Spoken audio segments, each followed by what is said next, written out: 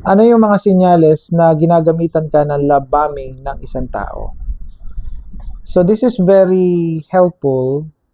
It's important to know kasi makakapagligtas ito sa inyo. Okay, so ang love bombing ay red flag. So pag pinag-usapan natin ang behavioral psychology, red flag talaga to. Why? It's because it's like ang datingan ay manipulation tactics.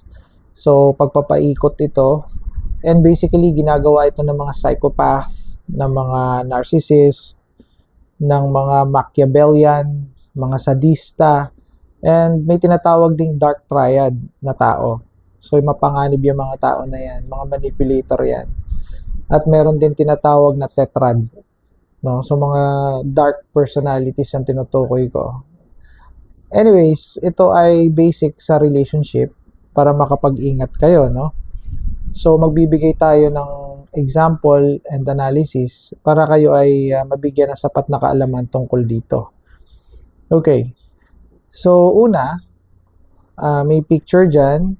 So mababasa nyo dyan. The first one is the intensity feels too much, too fast, and you can't explain why.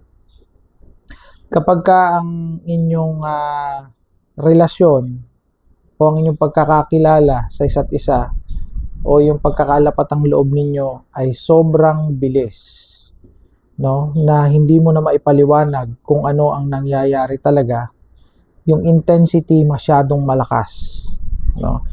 So ito yung mga point wherein una pa lang kayo nagkita, yayayain ka na magpakasal. Una pa lang kayong nagkita, gusto ka nang maging jowa. Una pa lang kayong magkita, ang dami ng sinasabi na yung mga bagay na yun ay para doon sa mga magkakilala na talaga ng matagal na. Nakukuha niyo yung point wherein na lulula ka sa sobrang bilis ng pangyayari. Ito yung mga pagkakataon wherein sa first date nagbembangan agad. Halimbawa, ang isang lalaki ay nakipag-date sa isang babae. So, narcissist yung, let's say for example, narcissist yung babae, magpapabembang yung babae sa oras na yon o sa araw na yon. First date, bembang agad. O yung lalaki naman ay mag-aalok ng kasal. Halimbawa, first time nila nakita or first date, mag-aalok na ng kasal. Meron akong follower dito na nagpa-quote sa akin. Siya ay bank teller dati. And merong nagdideposito doon na nakilala niya, pinakilala sa kanya ng isa pang bank teller. At nagkausap sila sa araw na yon, niyaya siya magpakasal. No? At nagplano na sa linggong yon na meet na yung mga magulang nila. So in short, namanhikan din sa week na yon. So wala nagawa lahat kung hindi mag-participate at nagkagulatan na lang. Naging asawa niya. In short, yung lalaki. But the thing is, sobrang toxic na relationship, ang daming cheating na nangyari. Actually, survivor na siya ngayon ng narcissistic abuse or narcissistic relationship. You see, doon galing yun eh. Diba? Sobrang bilis. Another one, they're already talking about forever before they really know you. Antindi nito. Pinag-uusapan na yung inyong bahay, kung sa kayo magpapatayo ng bahay, ganun kalaki, ilan yung magiging anak nyo, ano mga pangalan. May mga pangyayaring ganito eh, no? May pangalan na yung mga bata. Tapos ay isang kayo tatanda, no? Halimbawa, plano niya sa Amerika kayo tatanda, doon kayo magre-retired. Mga ganun ang datingan, no? Planchado. Syempre ikaw naman, feel mo seryoso. Kasi nga, ganun yung mga ginagawa. Feeling mo may plano sa buhay, pero it's not. Okay, love bombing yan. Another one, gifts, compliments, and attention feel overwhelming, not romantic.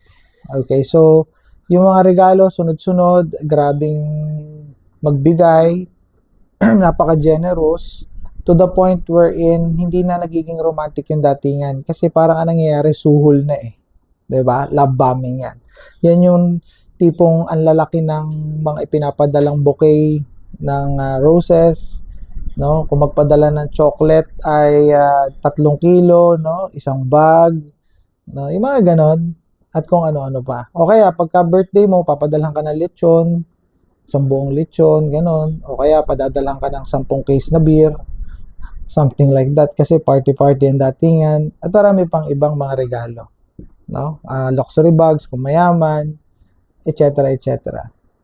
Mga regalo. Mga pera. At hindi lang yon, compliments. Puring-puri ka. Ikaw ang pinakamagandang babaeng nakilala ko. Ikaw ang pinakapoging at pinaka-gentleman na lalaki na nakilala ko. Ikaw yata yung soulmate ko. Ikaw ang pahinga ko. Sa'yo lang ako nakakapagpahinga. No? Natatanggal ang stress ko pagkasama kita.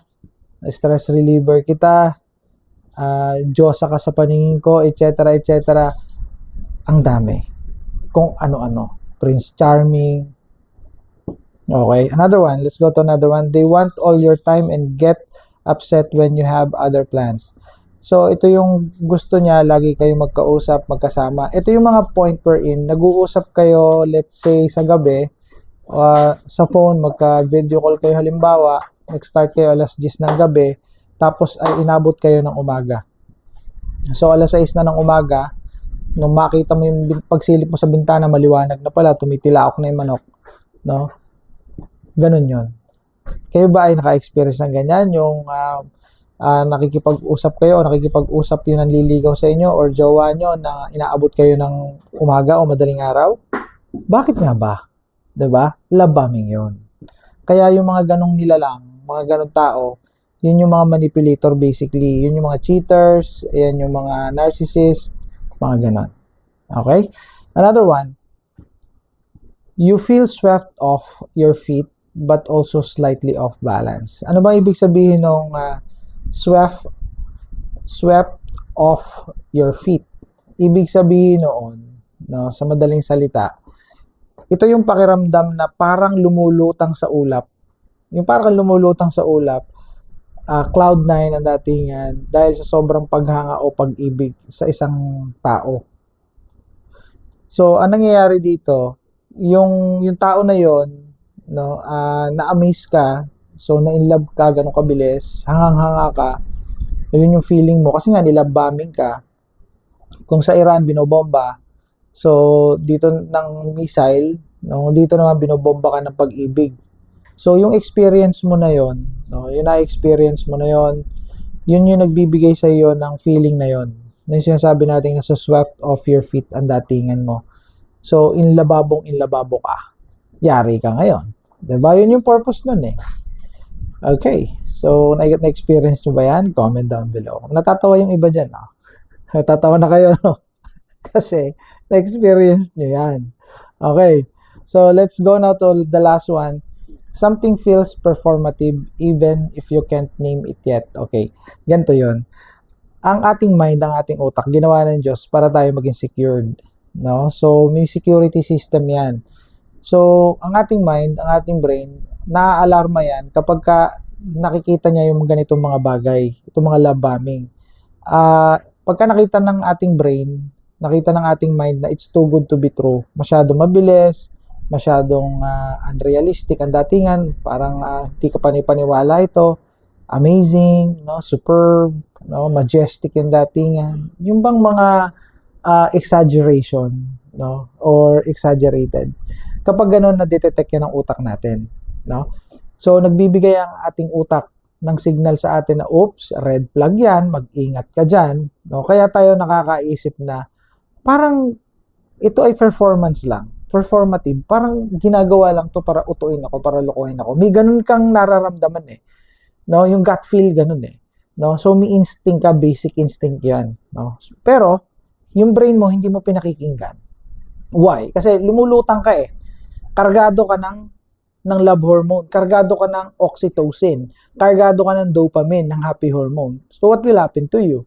May dopamine hit ka ng tinatawag, dopamine hit, oxytocin hit, mga ganon.